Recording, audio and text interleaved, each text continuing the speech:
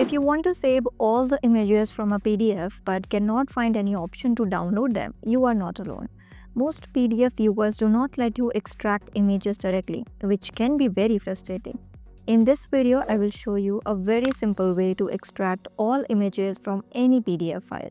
To do this, we will use an easy-to-use called Systweak PDF Editor. You can download and install it from the link given in the description. First, open the PDF file in Systweak PDF Editor from which you want to extract the images.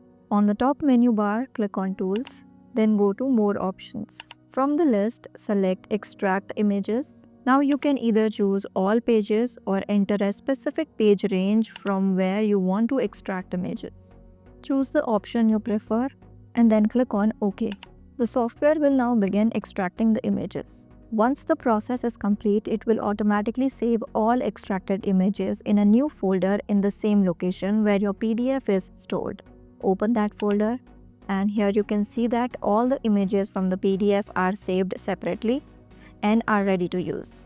And that is how simple it is to extract images from any PDF using Systweak PDF Editor.